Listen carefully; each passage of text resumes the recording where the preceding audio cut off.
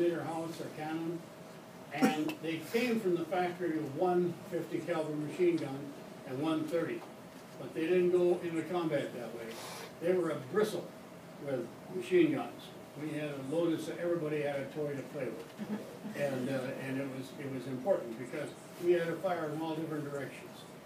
But what our job was to make the assault wave ahead of the landing tanks that were bringing the infantry in, hit the beach, and then go in 100 yards and hold. That was the plan. It very seldom worked, but that was the military rule that we had. Well, I'll go back because how did we ever get into this outfit in the first place?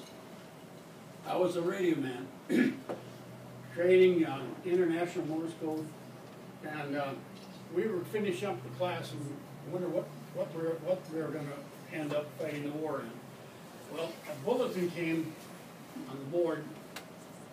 Amphibious Tank Battalion being formed, looking for volunteers, radio, bomb machine gunners.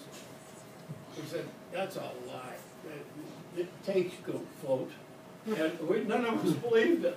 And all of a sudden, down at the bottom, we read the heavy print down at the bottom that said, you will see combat.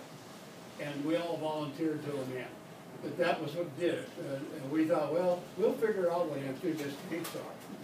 And now that is, and I didn't chop his head off.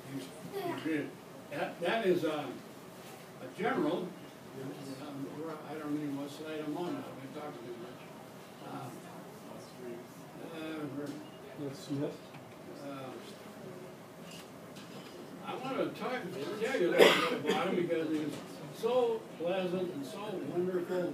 He was peaceful. He never raised any cane or anything like that. And I lie.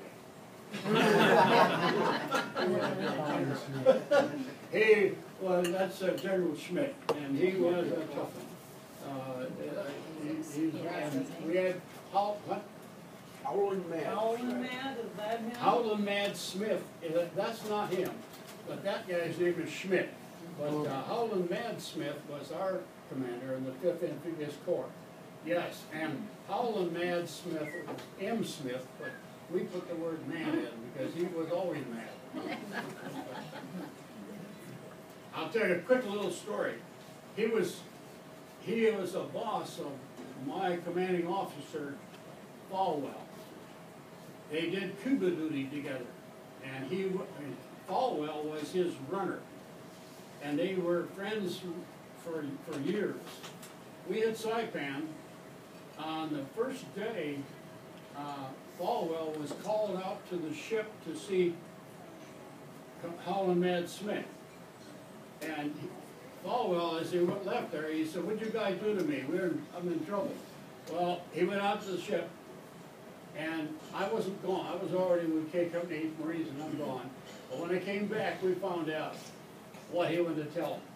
He was Falwell became the proud father of a bouncing baby boy, and he couldn't put that on the radio.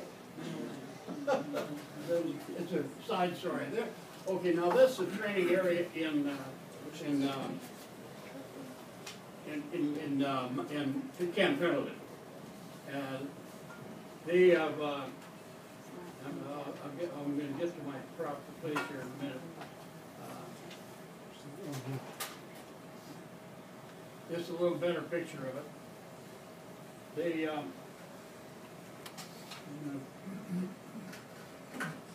Harris, we got to get better qualified, better trained here.